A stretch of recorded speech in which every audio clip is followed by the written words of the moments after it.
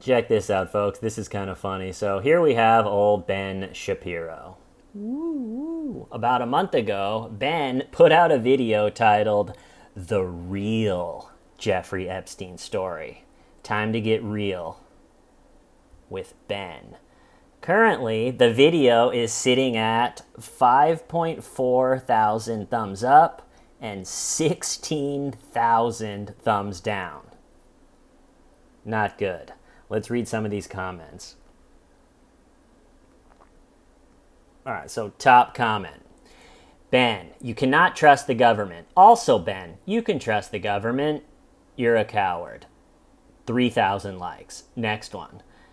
This is what modern day propaganda looks like. 2.7 thousand likes. The next one. Ben Shapiro is helping the obvious cover up. 2.4 thousand likes.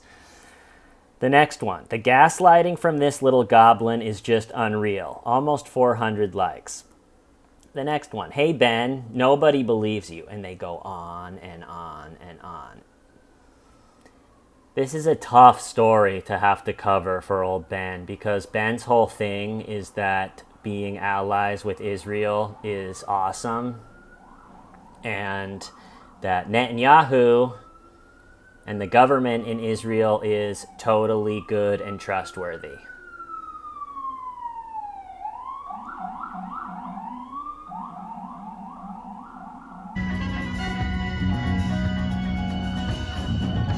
Hey folks, welcome back to the show. Hope you're doing well. So over the years, Ben Shapiro has had some really bad takes on some things. One of the ones I always think about is one from 2023. He's talking about how here in America we have the law. In order to be president here in America, you have to have been born here in America. Makes sense. Well, on December 30th, 2023, Ben tweeted, "I'd gladly waive the born in the USA requirement for Netanyahu. Dude's a badass." Yeah.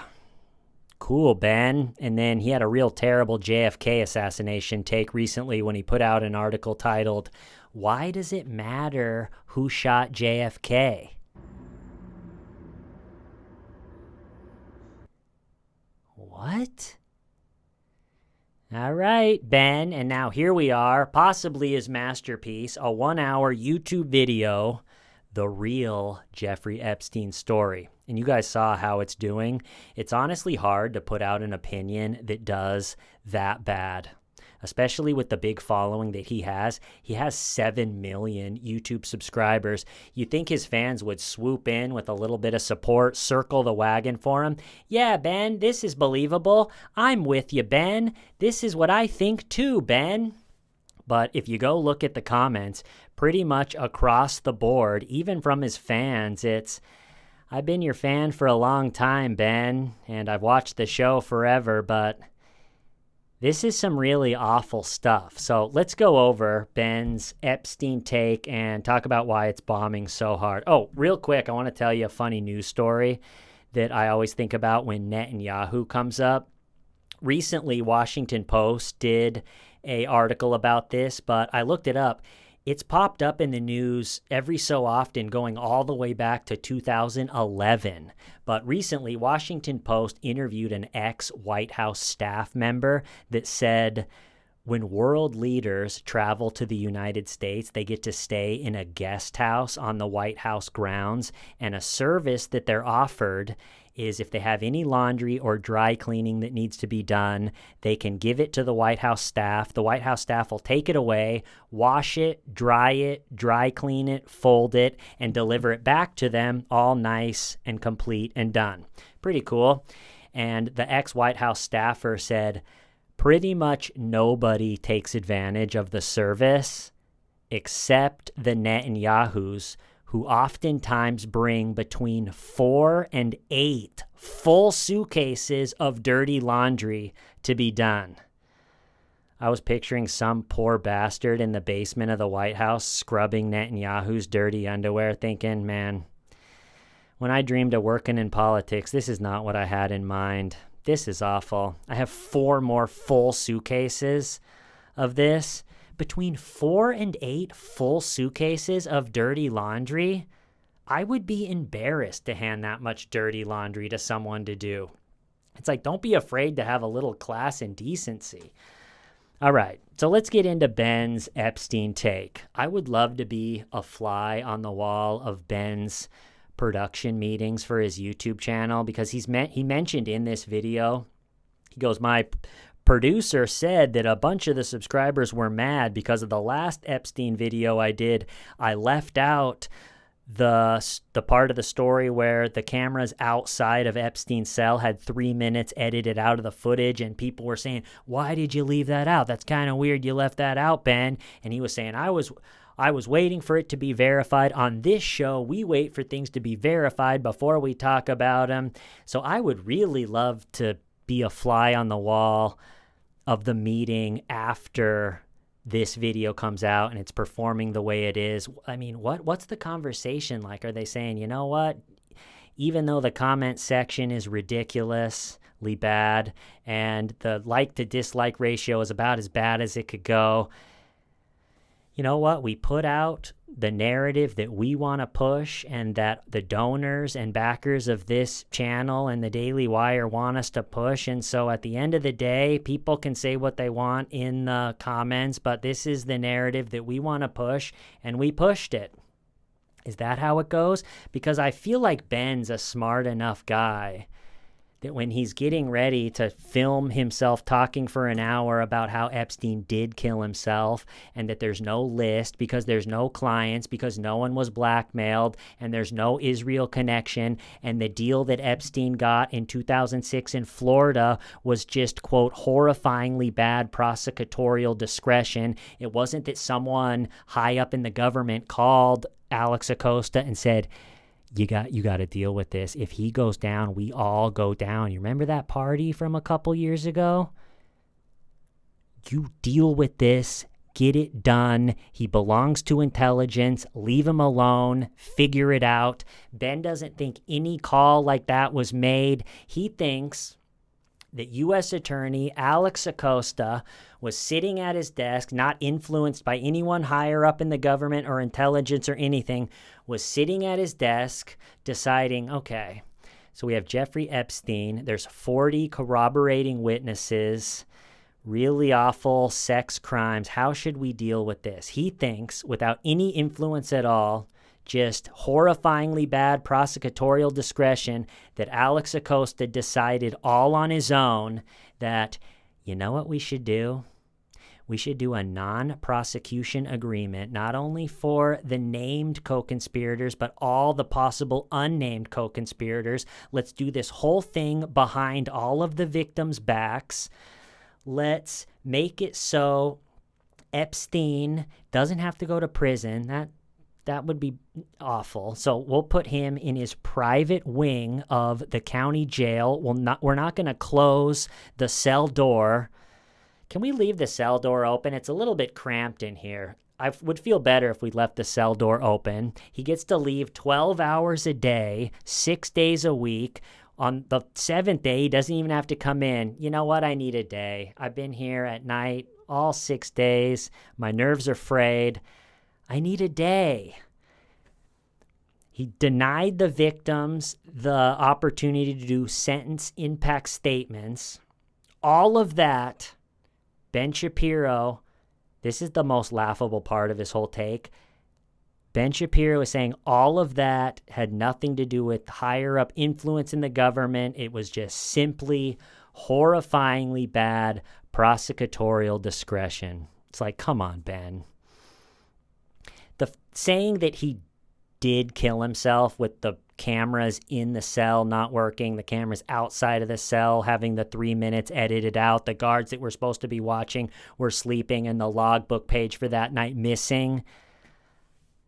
That's one thing to say. I do think he killed himself, all right, but to say that deal that he got in Florida behind all the victims' backs, and what's funny, he doesn't mention the reason that Epstein got rearrested in 2019 was a judge ruled that some sort of conspiracy happened, that you can't go behind the victim's back and give that deal. It just doesn't make sense. And so that, in a way, a judge ruled that some sort of conspiracy happened.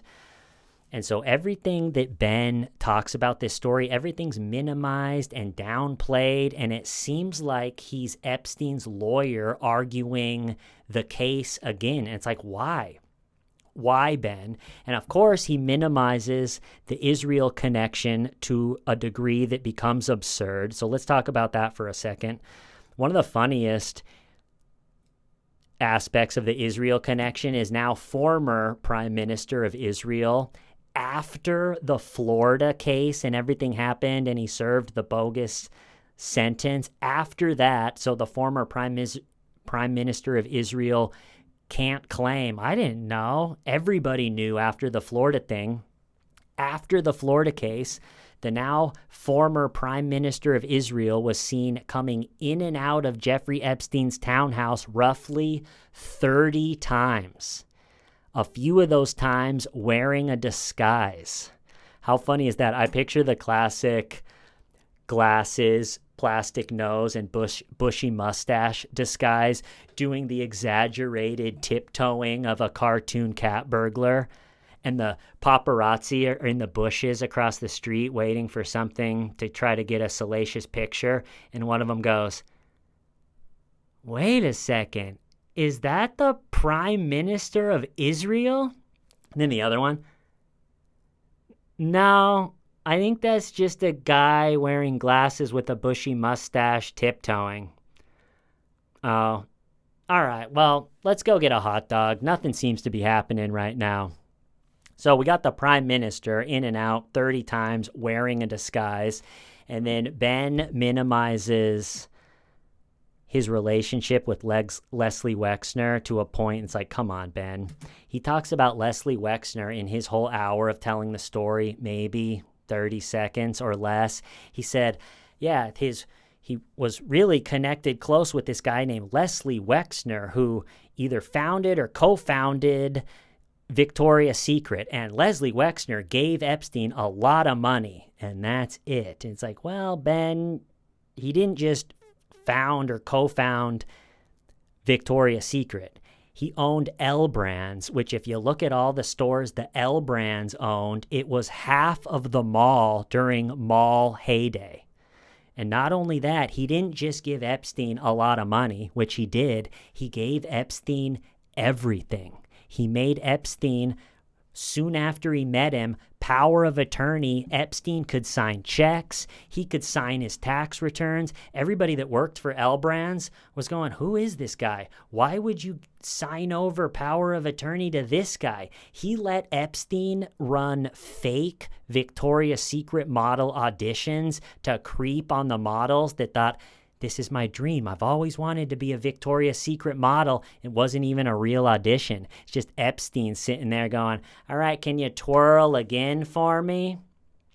And people that had been great employees to Les Wexner, worked hard, put their nose down to help the company, been a company man, would go to Les Wexner and go, this guy is ruining everything. He's ruining our great reputation. He's having these fake auditions for models. You got to do something. And Lex Wexner just would never do anything. He gave Epstein the biggest single family house in all of Manhattan.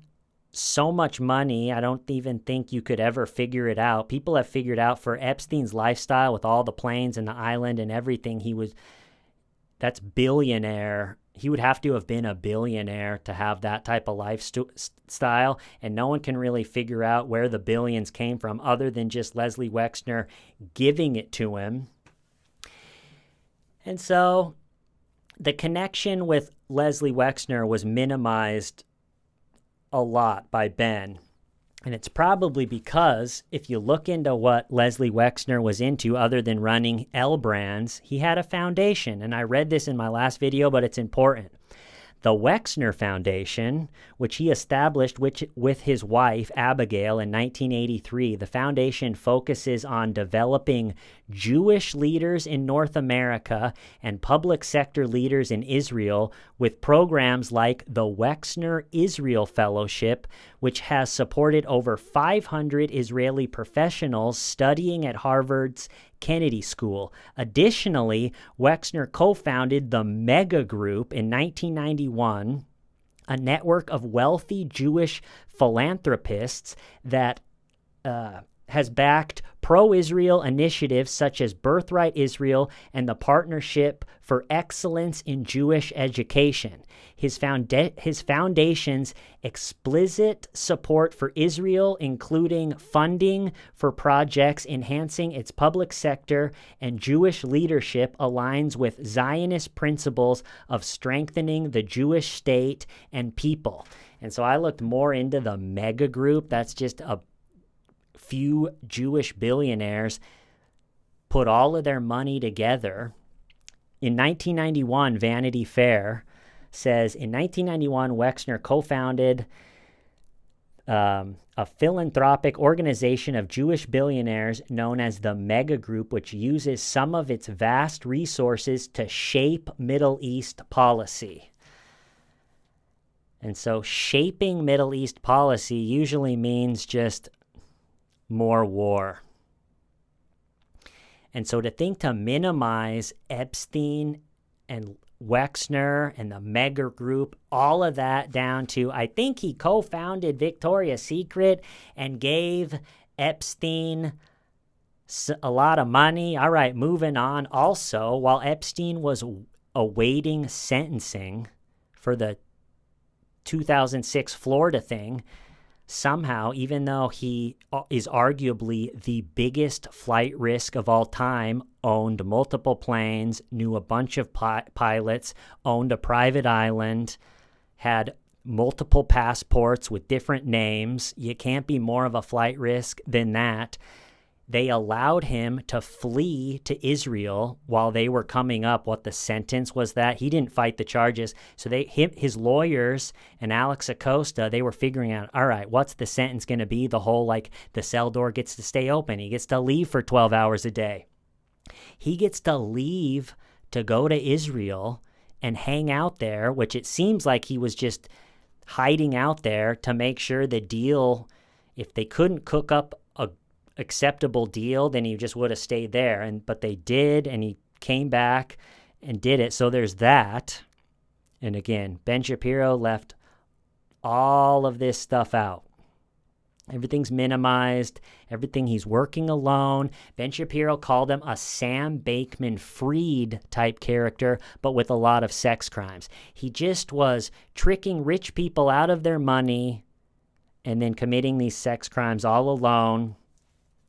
Also, his main confidant is Ghislaine Maxwell, and her dad has a crazy story. Ghislaine Maxwell's dad has a really impressive military career. Apparently, he stormed a machine gun tower all by himself, saved a bunch of people, got the highest Medal of Honor that you could get for the military he served in, became a billionaire, owned the production companies and everything. And the story is the Israeli government hit him up and said, listen, we're this tiny little country. We're if we don't have people like you that have money and power and brains to support us, we're not going to make it. We really need you to answer the call and help us, become an older, more strong company. And Ghislaine's dad apparently really was honored by that he was reached out by at the time, the prime minister, and really answered the call. And he ended up, somehow he figured out how to smuggle weapons, missiles and everything from where he lived in the UK down to Israel. So a lot of the weapons in the first Israel war against Arabs came from Ghislaine Maxwell's dad. And then he funded a lot of Mossad operations and stuff from the from the money wrapped up in his company. A lot of it was his employees' retirement, and that ended up going really bad. And his death is the same peculiar type death that Epstein had. But anyway, he was called by Seymour Hersh, a really respected journalist. He was called a Mossad, like that it was reported that he was working for Mossad, and they said, no, he's not. Ghislaine Maxwell's dad's people said, no, he's not. They filed a lawsuit. You can't say that. And then a week later is the mysterious death of Ghislaine Maxwell's dad. And then all of a sudden after he died, the lawsuit disappeared. They didn't even deny it anymore. They said, someone on behalf of Ghislaine Maxwell's dad said, I'm running out of batteries, said he was fully justified in writing what he did about being connected to Mossad. And Ghislaine Maxwell's dad was buried on some very special olive hill facing a very special wall. All of the prime ministers and former prime ministers went to the funeral. So he was not Israeli, never lived in Israel, but was buried in Israel in the special place with everybody there, given a hero's funeral. And so all of that was left out of Ben. So you could see why he killed himself. There's no list. There's no Israel connection. There's no blackmail. And the deal he got in Florida is just horrifyingly bad prosecutorial discretion. You could see why Ben's video isn't doing so hot. Also, since Ben put out that video, a photograph surfaced of Epstein on his plane with his butler, and Epstein is wearing an IDF sweatshirt. So saying that there's no Israel connection is getting more absurd by the day. I doubt IDF sweatshirts are a big hot seller on the military surplus market. Like, I was picturing a poor owner of a military surplus store trying to sell those but having a hard time. Like, hey, welcome to Sharp's Military Surplus. Just wanted to let you guys know I have a hot deal on IDF crew necks. So let me know. I got all the sizes. I got a bunch of them. And wherever you go this fall and winter, you can show your support for the IDF. Okay, yeah, no problem. But if you change your mind and you do want one, just let me know. Like I said, I got a bunch of them. So let me know. Going through this story for the past month kind of hit me. I have no power or influence because nobody has ever tried to blackmail me. And I've never tried to blackmail. Once you see how often blackmail is used in the power political world, I've never even been invited to a party with disturbing art on the wall. That's how you know you're getting close. Like if you're at a party and you're like, why is there a painting of Satan strangling a tied up kid? They're like, yeah, don't worry about it. Here, come to the basement. We want to show you something. Let me see what else I got. Where are we at? 21. All right, folks. I think I'm going to cut it off there. Have a great weekend. I'll see you next time. Why? Shavin' why? Shamita.